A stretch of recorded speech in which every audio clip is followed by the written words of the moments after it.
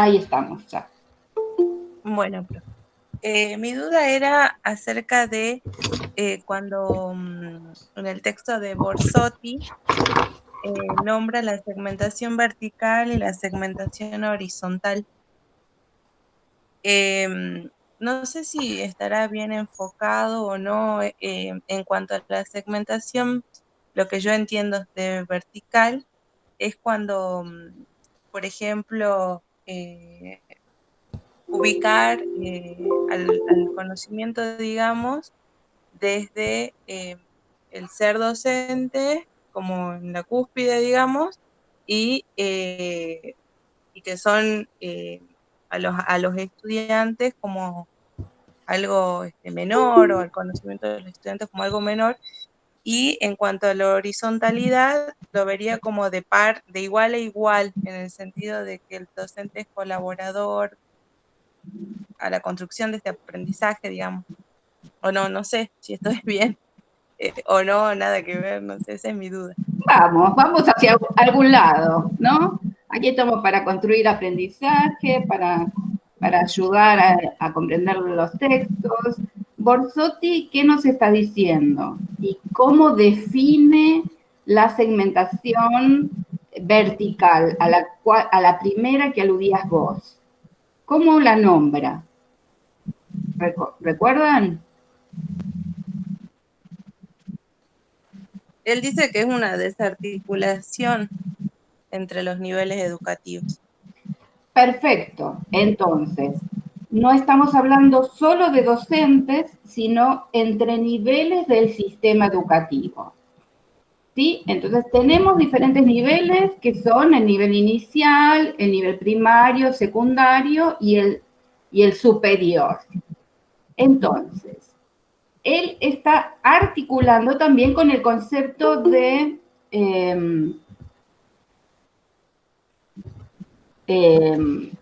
segmentación, ¿no es cierto?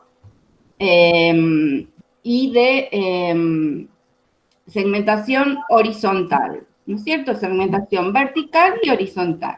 Entonces, en la vertical es entre los diferentes niveles del sistema educativo y la familia. ¿Qué quiere decir que algo está articulado o desarticulado? Como fragmentado, ¿será? Si está articulado es que no está fragmentado, ¿no? ¿Qué es una articulación? Fíjense, la articulación del codo me permite la movilidad, ¿no? Entonces, si hacemos una analogía con un concepto biológico, entonces, la articulación entre un sistema y otro permite la movilidad. Si hay desarticulación, no me permite la movilidad, es decir, terminar un nivel y automáticamente ir al siguiente, y automáticamente que me vaya bien en el siguiente, y automáticamente tener esa vacante. Decíamos que es primero articulación entre la familia y la escuela. ¿Por qué? Porque hemos visto un concepto muy interesante que es el de capital cultural. Por tanto, sí, ¿no? Hemos visto el concepto de códigos restringidos, el concepto de código elaborado. El poseer ya un código elaborado desde la propia familia favorece la articulación con la escuela. Si no lo tiene, lo adquirido, ahí ya hay una primera desarticulación. La familia habla en un código y la escuela habla en otro. Hemos visto una viñeta de Francesco Tonucci, ¿no? La de cla cla y catezeta. Ahí la familia hablaba en cla cla, la escuela en catezeta, y entonces tuvo un proceso de adaptación, de adecuación, de incorporación, de socialización, que le permitió luego tener un buen desempeño. No todos los niñas y niños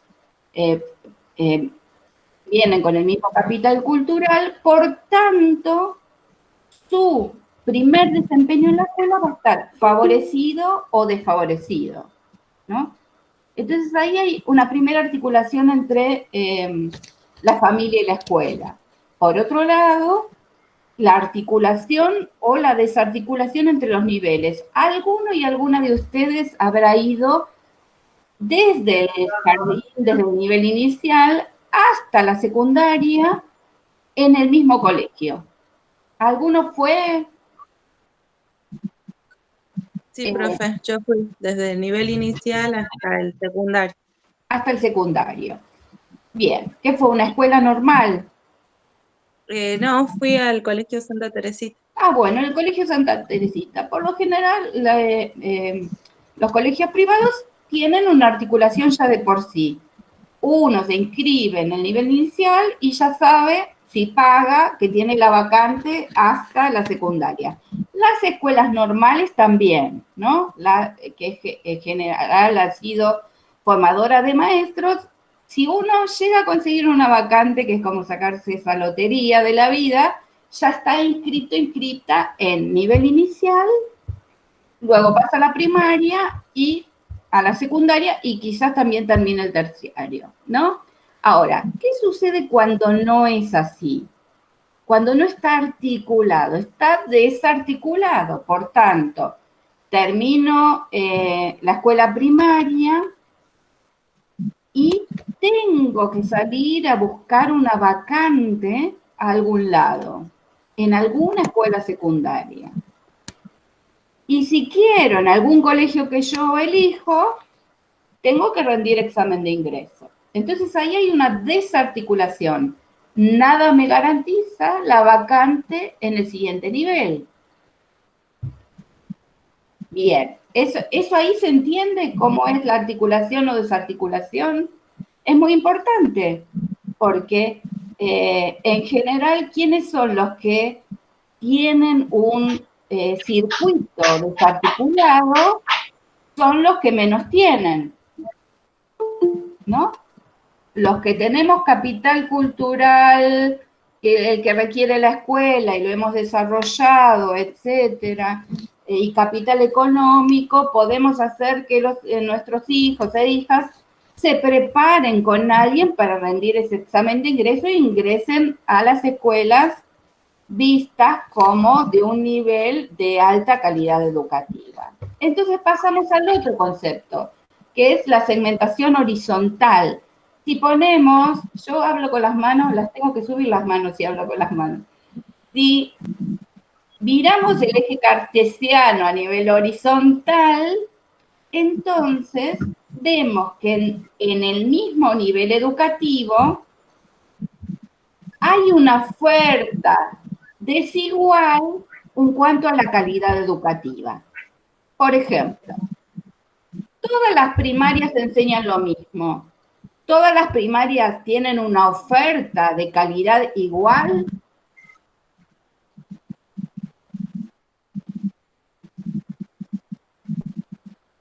No, porque en el caso de las privadas, por ejemplo, Nueva Siembra, a dar un ejemplo, tienen inglés, mucha carga horaria. Y en las públicas no se da, digamos, esa Pero cantidad. ojo ahí. La calidad educativa en determinadas escuelas estatales es superior a determinadas escuelas privadas. Ojo, porque, por ejemplo, el Nacional 1 es la única escuela de la provincia que tiene su propio observatorio astronómico. Tiene un observatorio, ¿no? Las estudiantes tienen la posibilidad de ir y observar las estrellas con el profesor de astronomía que se dedica a eso, ¿no? O sea, ojo ahí. Sí podemos ver que no hay una disparidad solo entre público y privado, entre estatal y privada, porque todas son públicas, sino entre colegios estatales y entre colegios privados también. No es lo mismo ir a Santa Teresita que ir a Santa Bárbara, El Huerto, y el que está frente al parque, ¿cómo se llama?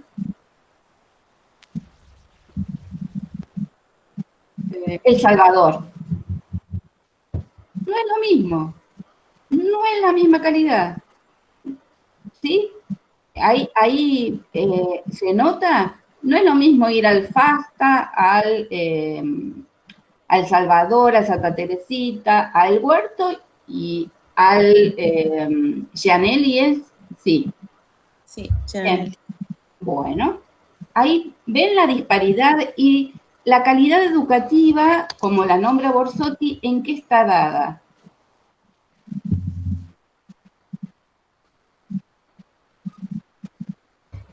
Soplo, por el edificio, por la formación docente, por los materiales didácticos, también por la cercanía al centro de la ciudad o de la provincia. Las escuelas que están más cercas dentro de la ciudad, pónganle cuál es la más cercana al Ministerio de Educación.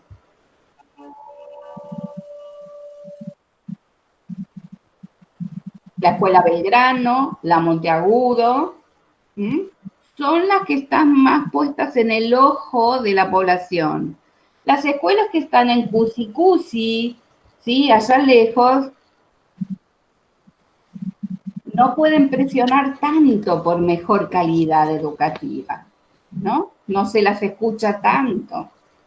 A los padres y madres de clase media, dice Borsotti, se los escucha porque están cercanos, porque pueden demandar, porque pueden presionar, ¿no? Esto es interesante de ver.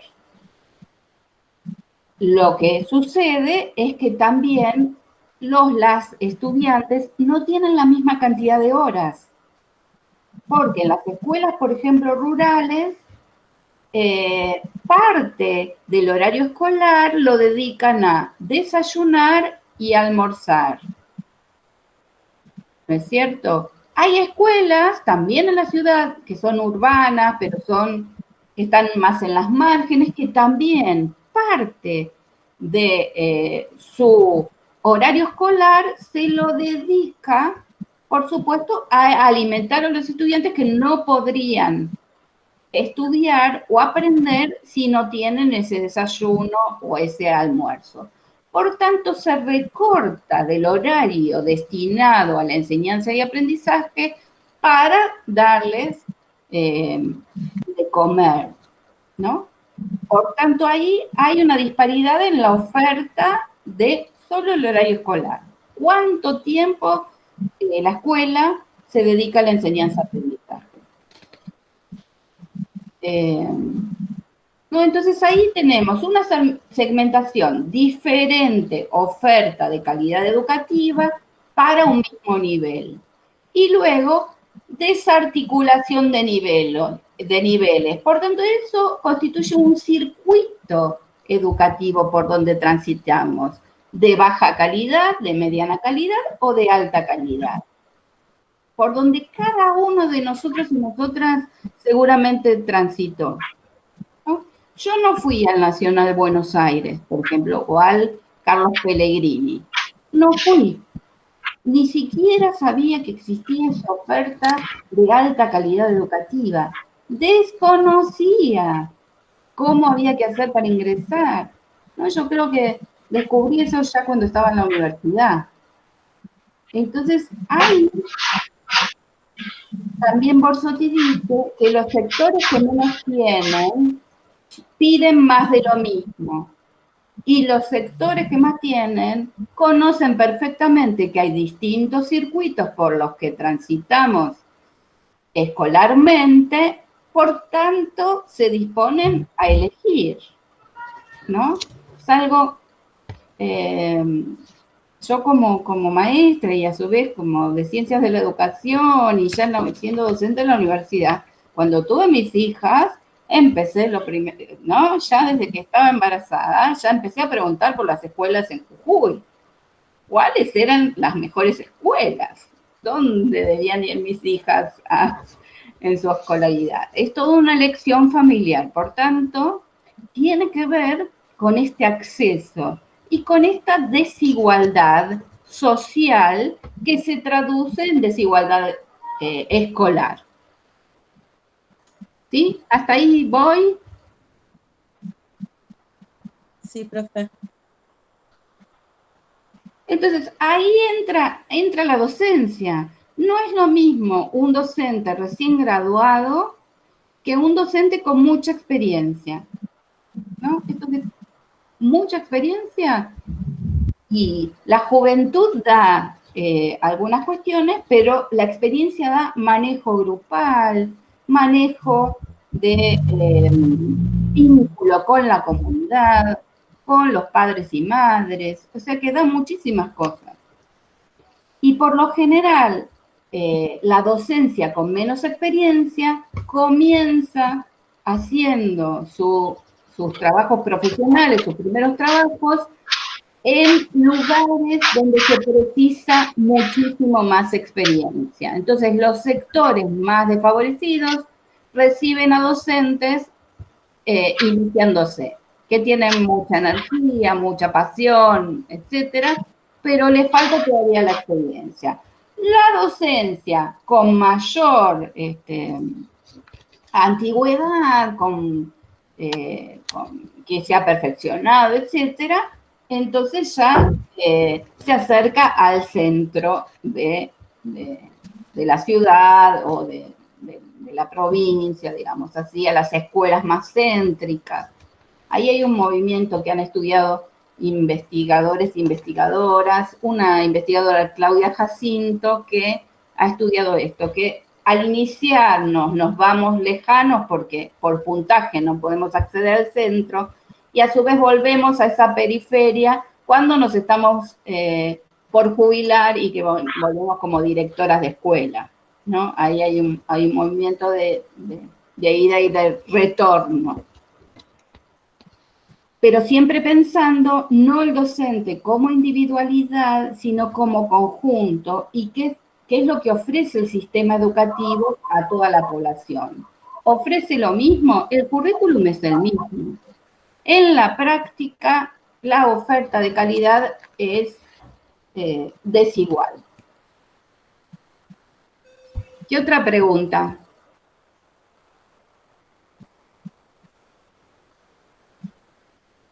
Profe, pero esta pregunta es del práctico.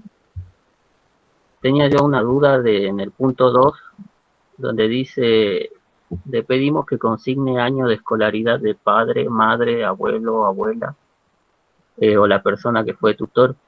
Y dice, mencione situación educativa no escolar que le parezca oportuna para enriquecer perdón,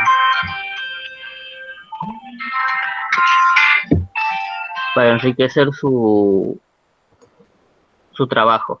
Ahí tenemos que mencionar situación educativa de los padres o nuestra. De ustedes, si tus padres tuvieron también, si querés ponerlo, pero en realidad es escolar de los padres y tuya, si tuviste, estamos haciendo esta distinción entre trayectoria educativa y trayectoria escolar. Nosotras tenemos aprendizajes que no solo se dan dentro de las escuelas, eso lo hemos trabajado cuando vimos el concepto de socialización primaria y secundaria, ¿no? Y ustedes habrán tenido múltiples experiencias de aprendizaje que no son únicamente escolares.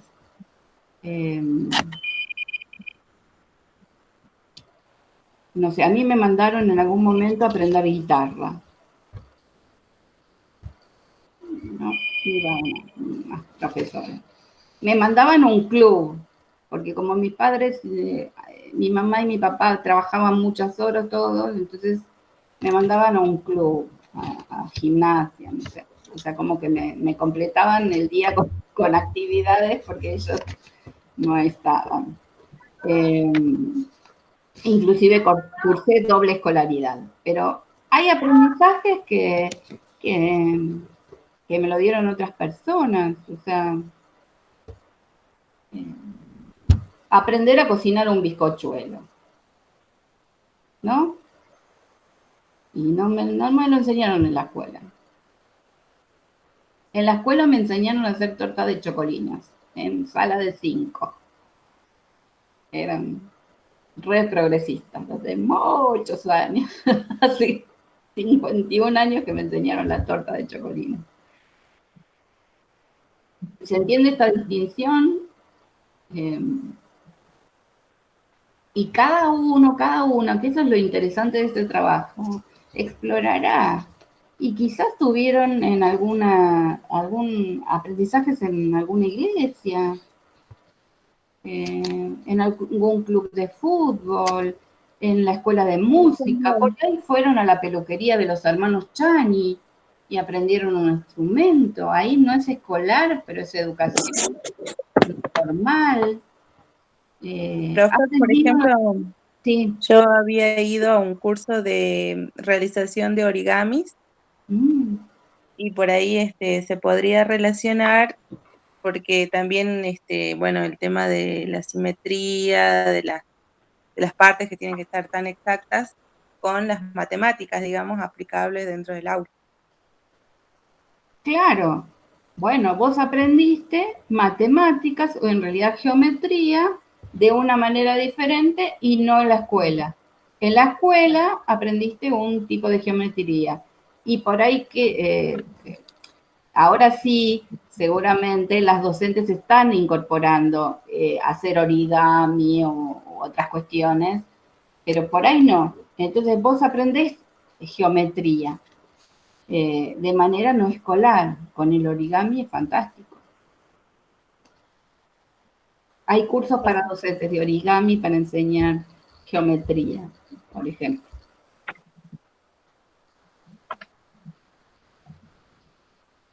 ¿Qué otra pregunta, duda? Lo que estás haciendo, Franco, es el segundo parcial con esa pregunta.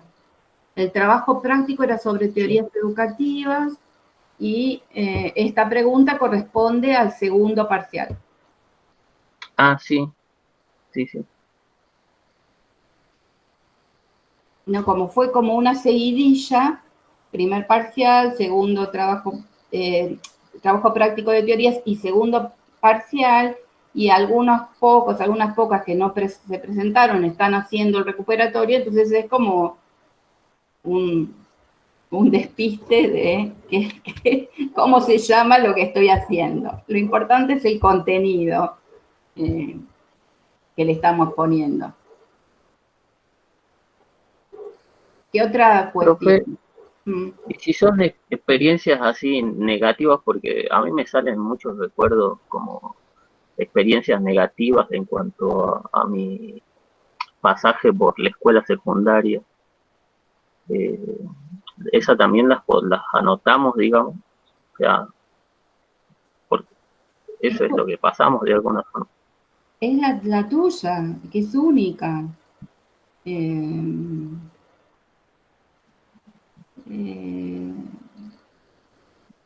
Sí, yo he tenido un montón de experiencias en la secundaria olvidables, digo, pero que te dejan una marca.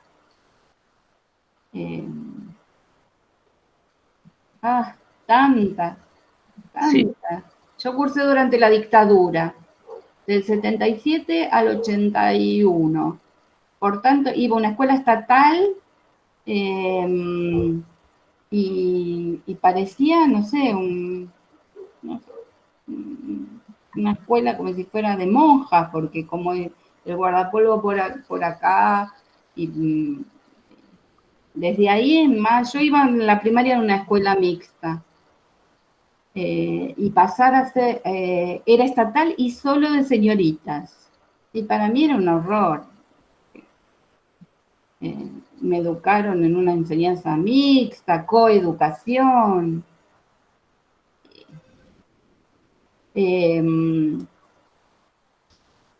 Unas compañeras mías jugaron a los papelitos. Jugábamos en la hora libre a los papelitos. Entonces, una escribe una palabra, doblaron, la otra escribió una palabra, y eran 4. Llegó la preceptora. ¿Y qué habrían puesto?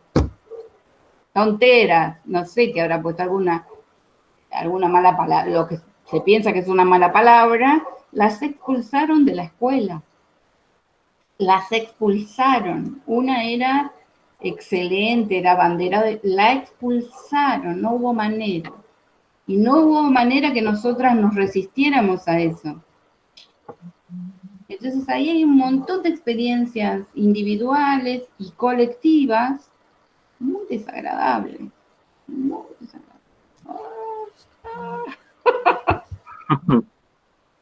Oh, no, y se me aparece. Era en un contexto de mucha represión y hoy no podría, uno de ellos era un acosador, no podría ser docente. Seguramente vos tendrás, y cada uno tendrá experiencias que no son agradables, de toda índole, y eso es parte de nuestra trayectoria escolar. Las instituciones tienen que cuidarnos, y sin embargo a veces nos han descuidado profundamente.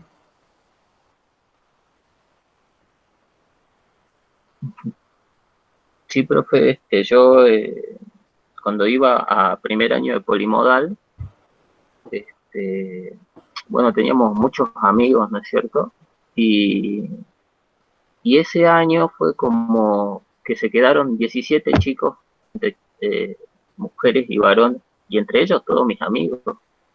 Y a la escuela no le pasó nada, digamos, no se preguntaron por qué se quedaron tanto, por qué abandonaron tanto. Y desde ahí, bueno, como eran mis amigos, yo sé, todos comenzaron a trabajar a esa edad, ¿no es cierto? 16 años, más o menos. Todos a trabajar, abandonaron directamente. Y la escuela nunca preguntó por qué se quedaron, nada. Esa fue una de las anécdotas tristes que, bueno, menos relato ahí. ¿Y en qué colegio era?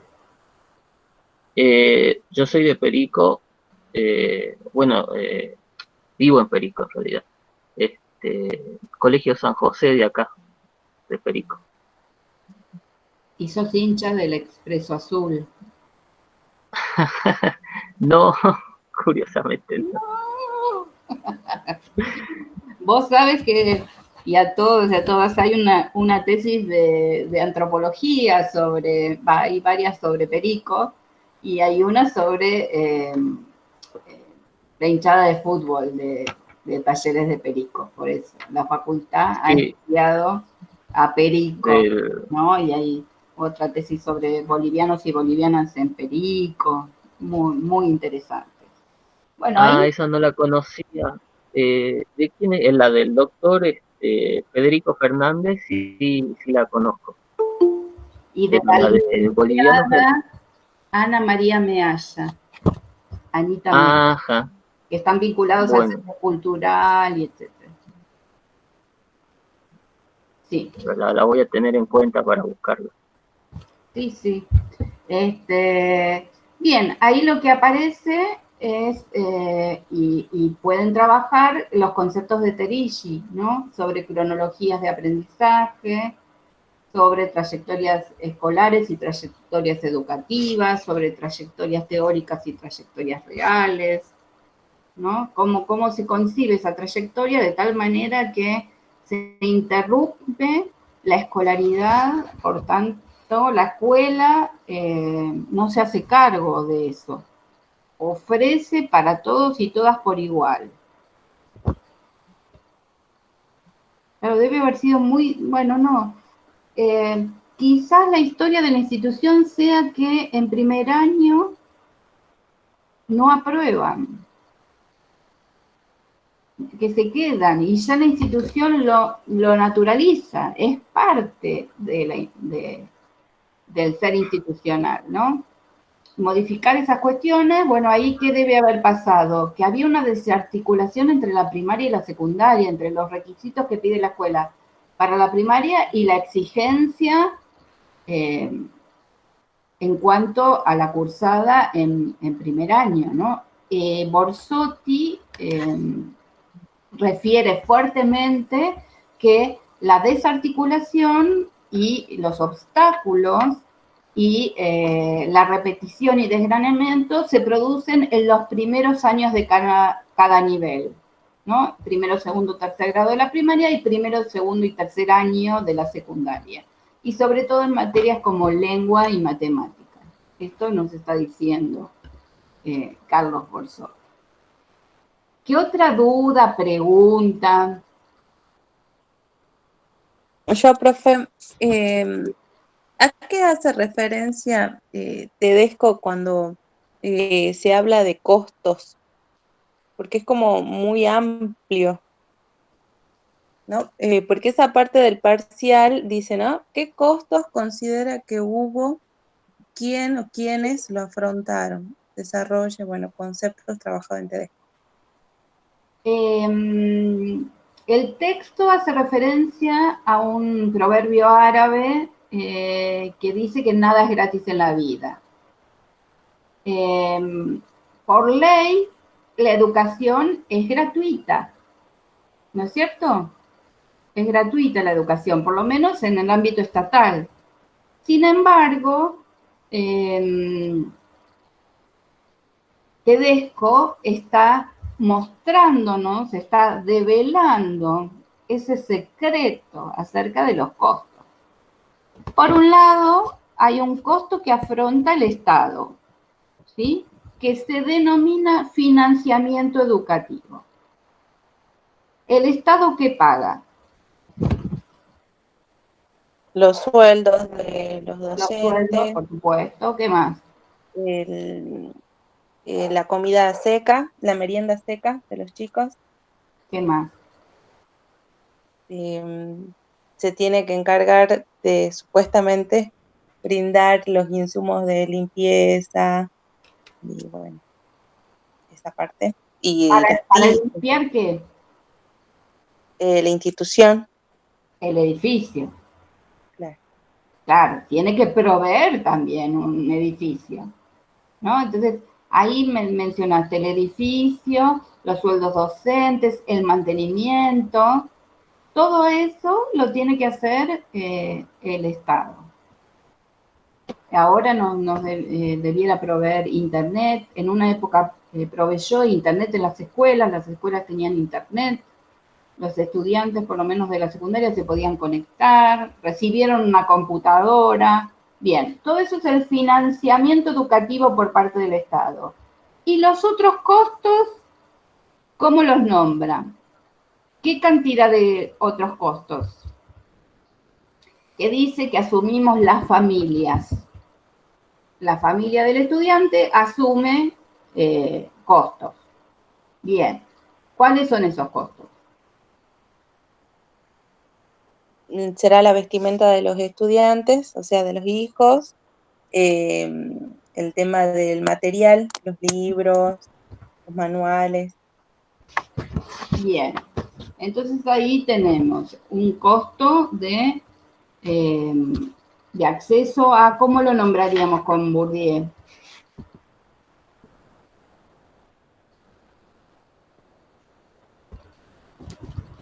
¿Acceso al capital cultural, profe? ¿Sí? ¿De qué tipo? Si es un manual. ¿Institucionalizado? ¿O estoy mal? ¿Cómo lo llamaríamos? Es un objeto que compramos. Objetivado. Objetivado. Es objetivado. Bien, entonces. ¿Y si es en educación institucionalizado, profe? Es cuando te graduás y recibís el papelito que adquiriste capital cultural. Ese es el institucionalizado. Sí, sí. Aprender inglés y el lugar te da un papelito de que aprendiste inglés. Terminaste la primaria y te dieron una credencial en la cual dice que vos aprendiste todo lo que te enseñaron. O por lo menos la gran parte del capital cultural que te transmitió la escuela. Nos viene bien, entonces, ver que el capital cultural objetivado precisa capital económico. Recuerdan que esto habíamos visto, necesito capital económico para acceder a los objetos culturales. Entonces, ahí la compañera dijo, costos de mantenimiento, nombra Tedesco, el uniforme, darle de comer, estoy convencida que ustedes de vez en cuando comen, estoy casi segura que comen, ¿no? Entonces ahí hay un costo que afronta la familia de mantenimiento. Bien. Hay otros costos que tienen que ver con el pago de una cuota. Entonces lo llama costo directo. ¿Sí? Entonces, en ese costo directo pagamos una cuota de cooperadora. Esperen que voy a cerrar la ventana.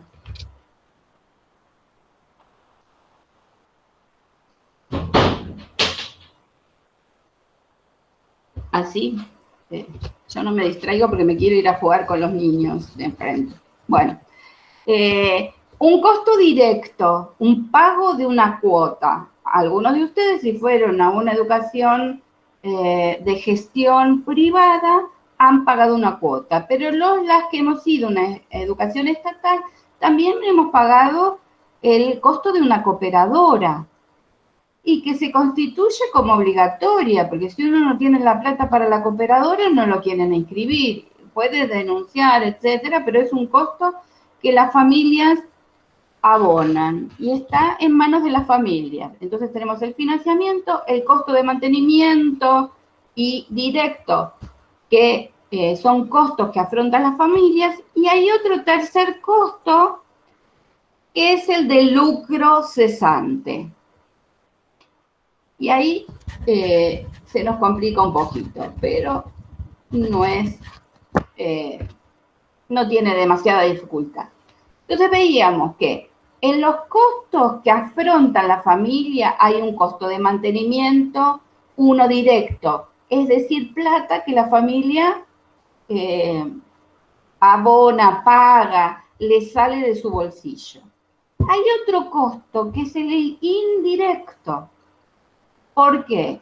Es el cálculo teórico de cuánto ganaría una persona que se hubiera incorporado al sistema económico, o sea, trabajando, pero al permanecer dentro del ámbito escolar, no lo gana.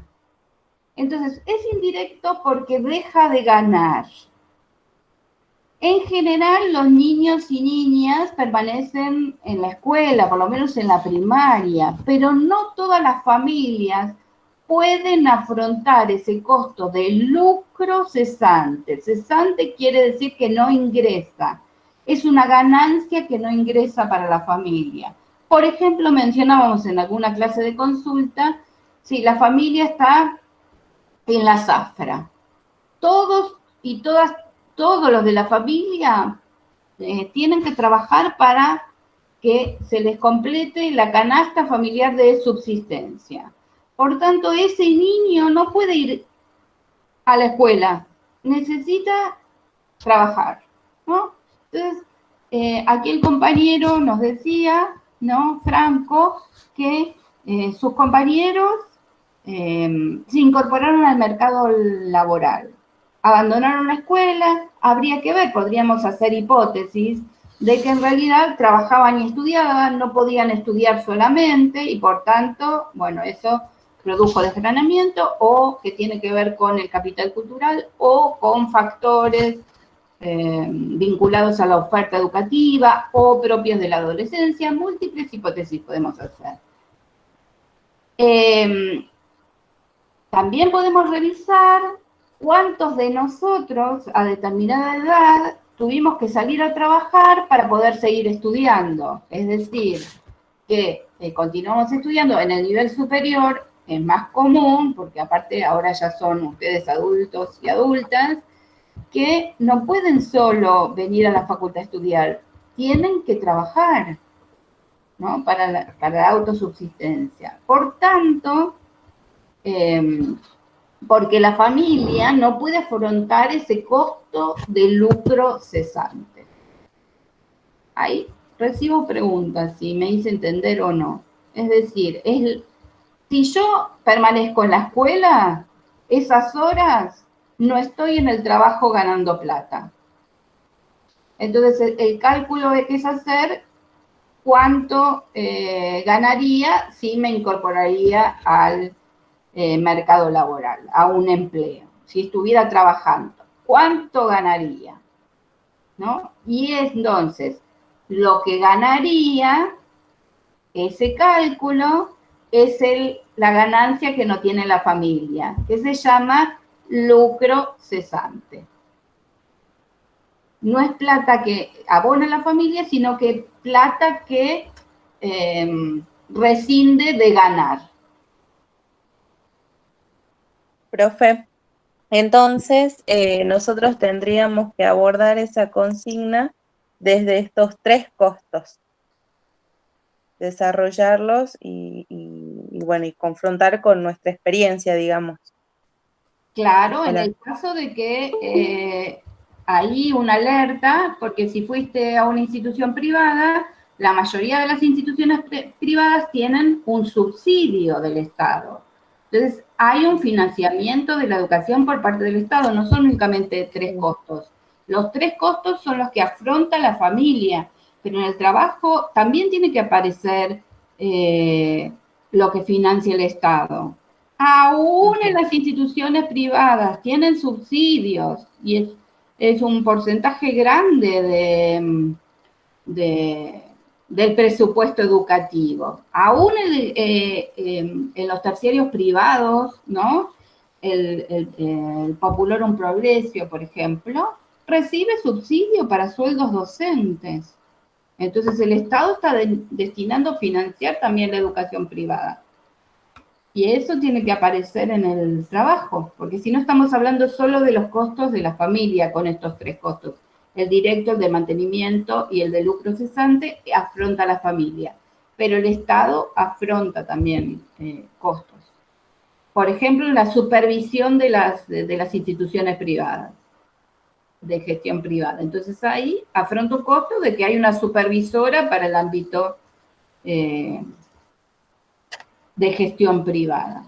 Me hago entender con esto porque no tenemos que, si no nos quedamos solo con la mirada de pensar que son solo las familias que afrontan los costos y que cada uno se hace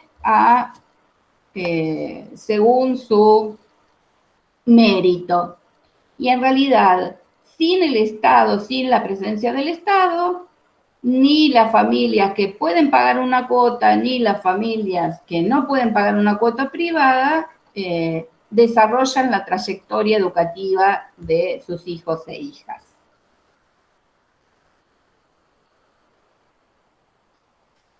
¿Se entiende? O sea, está bien, paga una cuota en el privado, si tuviera que pagar la cuota real sería muchísimo más alta.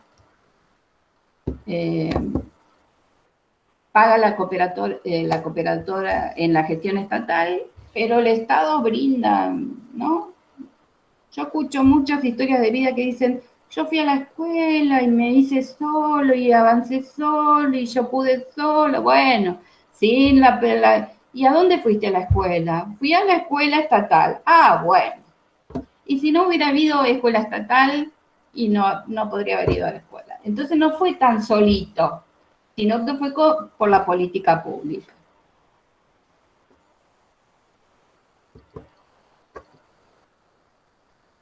Es decir, hay un esfuerzo social, ¿no? Sí. Claro, es más o menos lo que me pasó a mí, profe.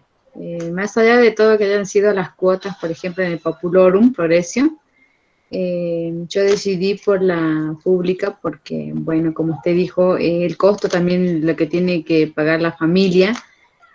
Y aparte bueno, yo como mujer, ¿no? No sé, yo creo que nos pasa a todas las mujeres, que también en un momento como que me sentí excluida por el tema también de la vestimenta de la misma institución, porque yo soy del norte y no tenía incorporado ese tipo de vestimenta, o como las chicas de mi edad que se vestían así, a ver cómo le voy a decir, como chicas de ciudad, con mini, qué sé yo, los labios bien pintados, un cabello todo re liso y ahora sé que es queratina. Y bueno, fui implementando todas esas cosas. Y como yo misma, carita del norte, toda con unas manchas por el sol, la tierra, y yo misma me sentí, ¿cómo lo puedo decir? Excluida, o yo me excluí seguramente de ese sistema. Y cuando yo conocí la pública, me sentí re bien porque me sentí incluida y como nuestra facultad es de diversidades o sea, yo me sentí ahí, acá sí me siento incluida y bueno, y en la forma de vestir y como dice, uno puede vestirse de como quiere, ¿no? Pero en otras facultades no es así tampoco. Eso también se puede poner, profe, en el trabajo, en el Sí, parcial, sí, sí. como una diferencia entre una y otra cosa. Eso es la riqueza del trabajo, porque ahí lo que hay es justamente una desarticulación, que vos lo referís a nivel personal, vos desconocías cosas que son de ciudad. Y entonces hay obstáculos, que es de alguien que viene de la zona rural a la ciudad, ¿no? Esto, ahí no hay una articulación, no hay algo que te favorezca en estar en el medio. Está bien que es a nivel personal, que vos decís, bueno, yo me autoexcluí o me sentí excluida, y no, porque debiera ser que estuviera articulado. Y esto es cuando cambiamos de circuito educativo, de circuito escolar, ¿no? También de esto nos habla Borsotti. Cuando cambiamos de circuito, es decir, de un circuito rural a un circuito urbano, van a haber estas cuestiones. Si nosotros hemos cursado en un circuito de alta calidad y vamos a un circuito de baja calidad, nos va a ir muy bien. Ahora, si cursamos un circuito de baja calidad y nos queremos ir a un circuito de alta calidad, ahí vamos a tener dificultades, ¿no? Dificultades vinculares, dificultades de aprendizaje que no tienen que ver con la inteligencia, sino que tienen que ver con la oferta educativa, con la segmentación educativa, que no depende de nosotras y nosotros. Me encantó lo de la queratina, ahora se usa el pelo natural, ¿no? Sí, profe. Hay una reivindicación política del propio cabello, no es menor, del propio cabello y desde del color de piel, ¿no? Hay militancias boludas, ustedes pueden ver en Instagram esto, militancias marrones, son muy interesantes. Es reivindicar qué nos imponen como modelo. Todo eso que decís, ojalá lo pongas en el trabajo. Bueno, profe. ¿Qué otra pregunta, duda?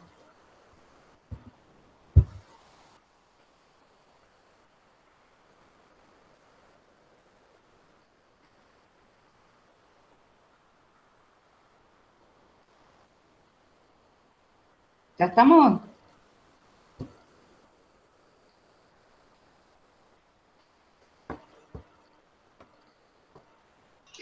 Y profe, también con el tema del código elaborado y eso me costó muchísimo también. Implementarlo, sacarlo, como usted dice, con el ATPZ,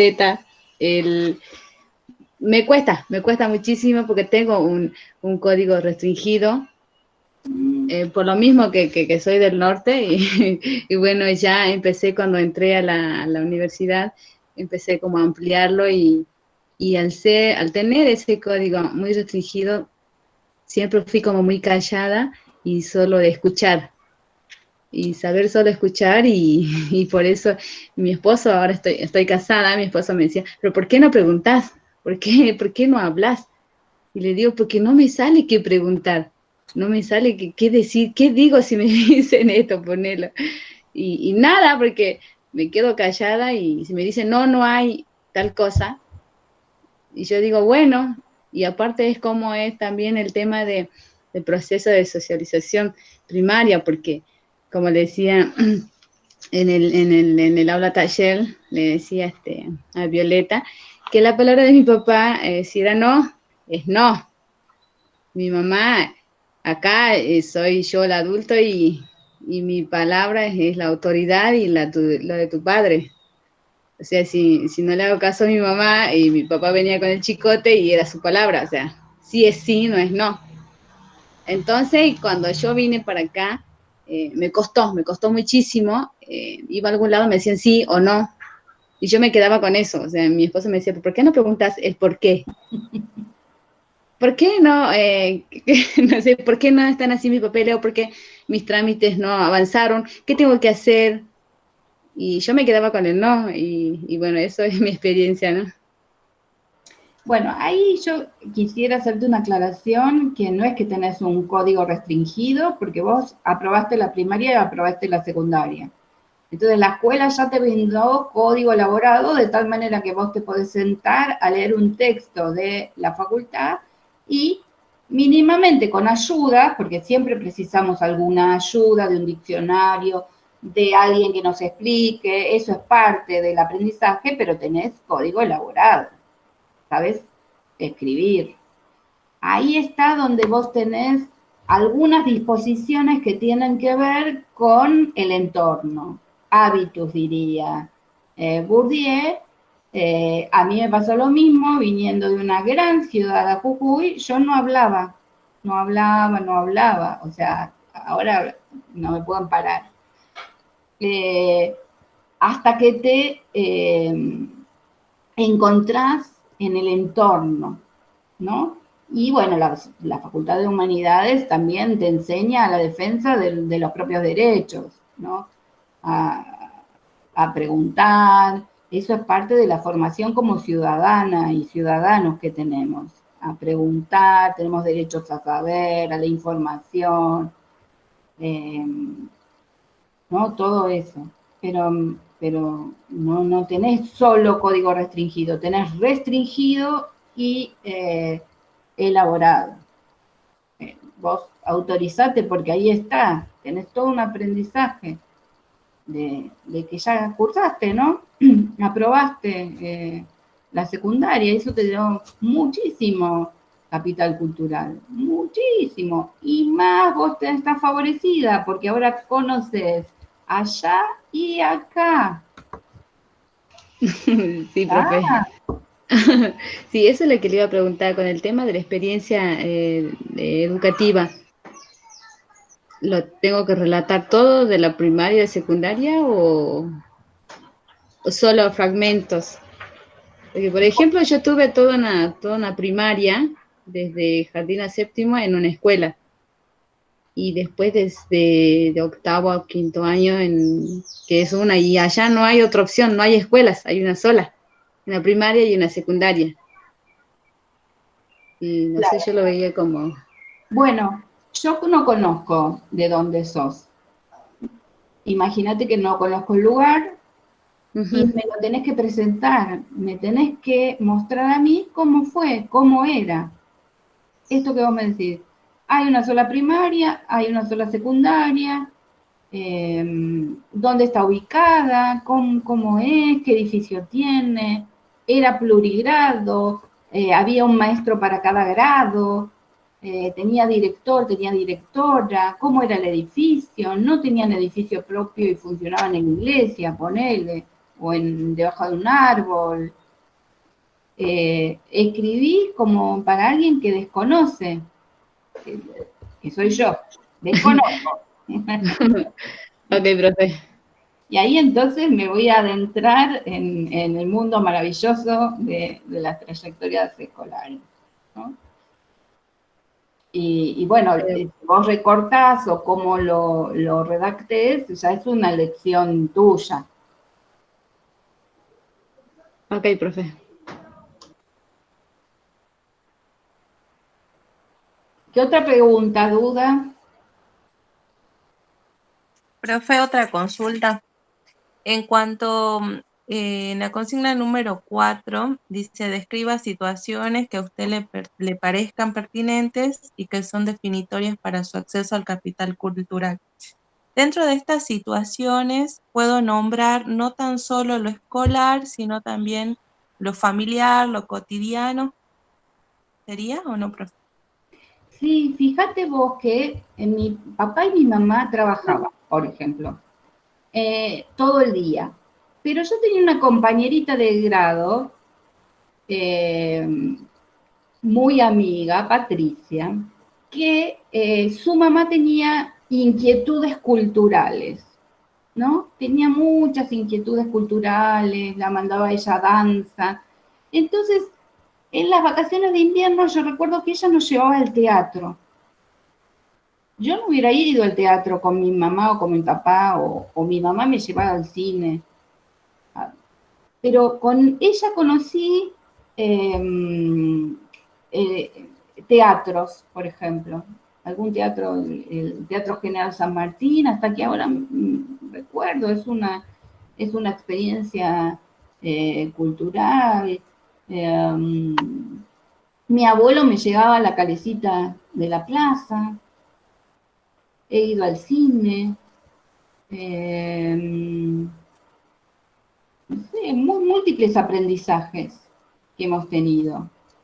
Eh, por ejemplo, acá la compañera puede haber asistido a algo que a mí me interesa mucho, que es cómo tejen en telares, ¿no? Quién teje, cómo teje, eso es una experiencia cultural.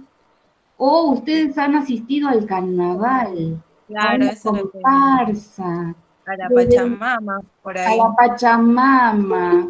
Mm, cuántas experiencias culturales, ¿no? Todo eso. Entonces, no nos tendríamos que centrar desde lo escolar o también vamos a incluir en este punto el escolar, profe. Ahí hay una distinción entre lo que hemos aprendido, dice no escolar, ¿no es cierto? La consigna. Dice, describa situaciones que a usted le parezcan pertinentes y que son definitorias para su acceso al capital cultural. No, no dice si es Bueno, escolar. la tomás desde donde querés, Ujú, perfecto. es más Bien, profe. abierta. Bien, sí, es más abierto. Bueno, gracias, profe. Eso eran, por lo menos mis consultas eran esas. Claro, Muchas gracias. en la escuela tantas cosas, a través de los compañeros y compañeras, ¿no? Por ejemplo, algo que yo aprendí en la escuela es qué es ser testigo de Jehová, porque tenía una compañera que se convirtió y se hizo testiga de Jehová, y entonces ahí yo me di cuenta, porque soy una persona curiosa, que cuando salíamos a formar y nos obligaban, a mitad de la mañana había un acto breve no sé, 8.000 actos, no los que celebramos siempre, entonces nos hacían salir, cantar el himno, aplaudir que entraba la bandera y el retiro de la bandera. Era muy breve. Y yo me empecé a dar cuenta, como eran actitos cortos, que ella no aplaudía y que ella no cantaba el himno. Entonces ahí yo tuve esa experiencia, porque aparte le pregunté qué pasa, ¿no? Y entonces me contó que ella era testigo de Jehová, me contó cómo era, en qué creía, etcétera. Era una experiencia cultural riquísima en la escuela. Aprendí de algo que yo desconocía absolutamente.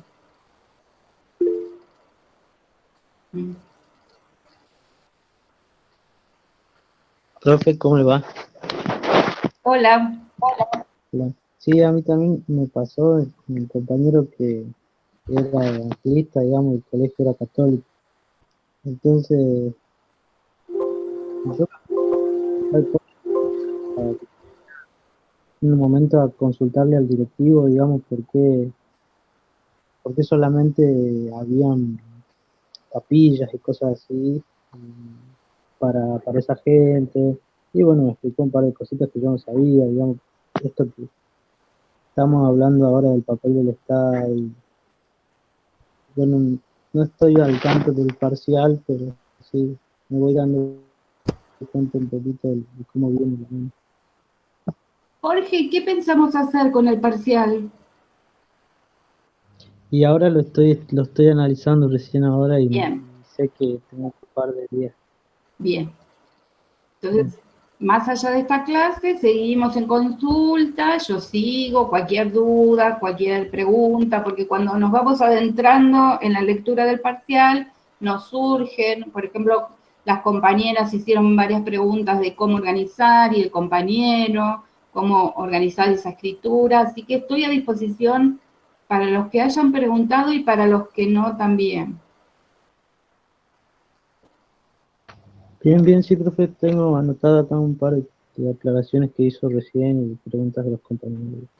Bien, Gracias a la consulta. bien. No, yo digo qué pensamos hacer es que ya estamos casi al final y quiero que todos presenten el segundo parcial para poder aprobar o promocionar la materia, hagan el último esfuerzo. Son textos muy lindos y me parece que las consignas del parcial son bien interesantes y que apelan a la rememoración, pero también esto que ponemos en las consignas, que es la reconstrucción, es ubicar con los conceptos, con las conceptualizaciones, esas anécdotas de vida que vemos que podemos ponerlas y reponer un contexto social, cultural, político, económico.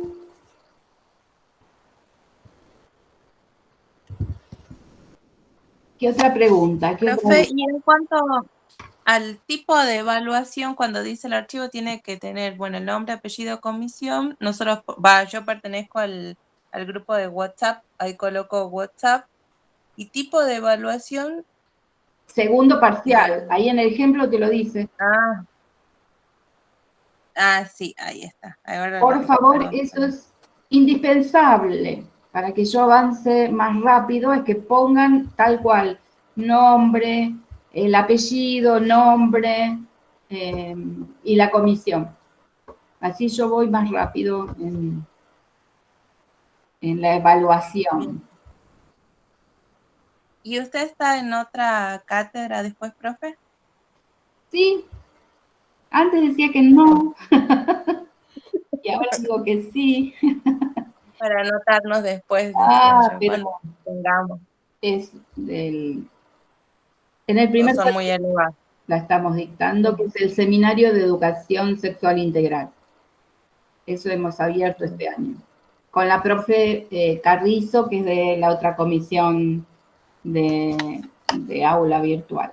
Con ella estamos dictando ESI, lo que es la ESI, Seminario de Educación Sexual Integral. Así que les espero, si quieren cursar, pero recién el año que viene. Si la abrimos, allí estaremos. Perfecto, profe. Gracias por la ayuda. Bueno, ahora manos a la obra. Sí, y después lo que dicto sí es en la carrera de trabajo social, una materia que se llama Género y Derechos Humanos. Ahora empezamos el 30 de noviembre, así en el verano dictamos la materia.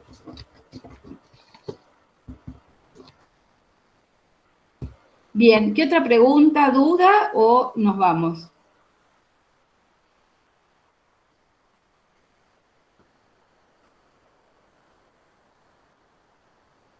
¿Listo por ahora?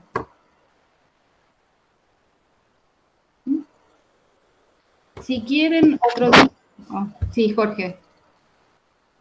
No, sí que tal vez le haga alguna consulta porque ahora me voy a poner a leer y esas cosas.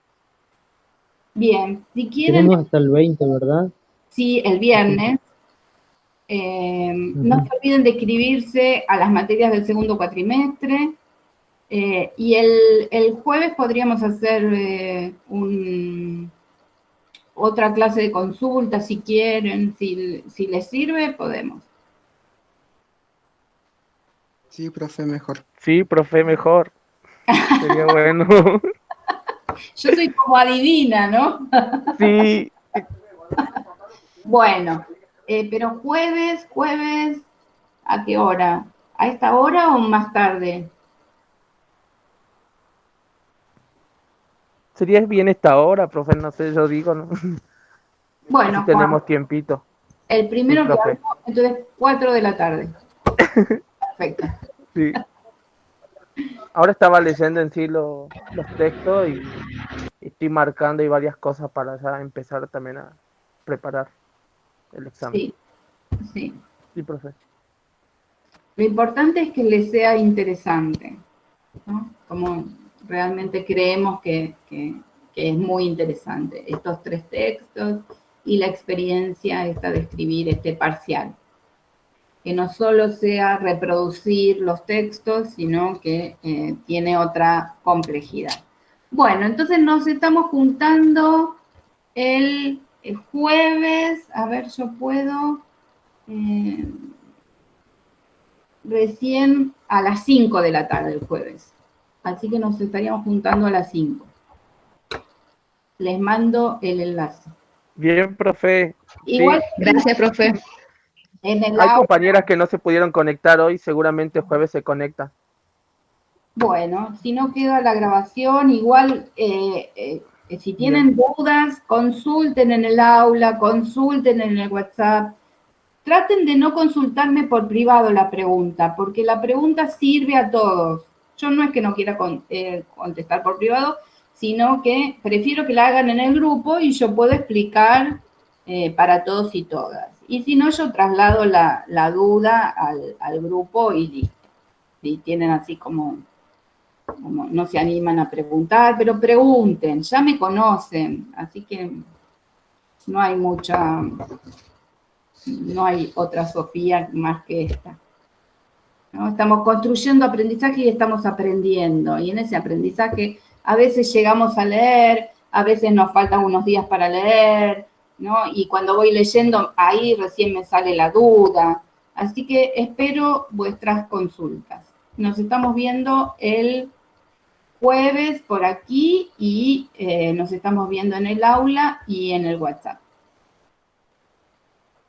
Saludos. Bueno, profe, ¿cómo era que decía usted? Dijo la vez pasada, estamos para construir aprendizajes y no para, no me acuerdo qué dijo, pero era como no para desaprobar y aprobar nada más. Claro, ¿No porque se acuerda? es lo que siempre digo, no es solo aprobar la materia, sino construir el propio aprendizaje, construir esa malla conceptual que me va a permitir avanzar en la materia. Y en el medio no olvidarse de cuál fue nuestra elección, por qué elegimos la carrera y disfrutar de lo que estamos haciendo.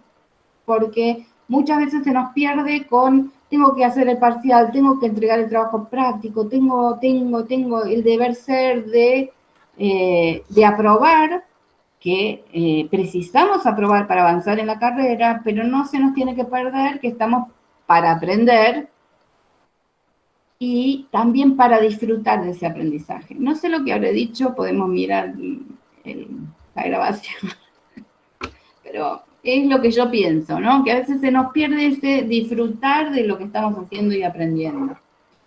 Y no estamos nosotras las docentes solo para corregir lo que está mal, sino para ayudar a construir ese aprendizaje. Es una posición pedagógico-política. Bueno, termino con la grabación y nos estamos viendo el jueves.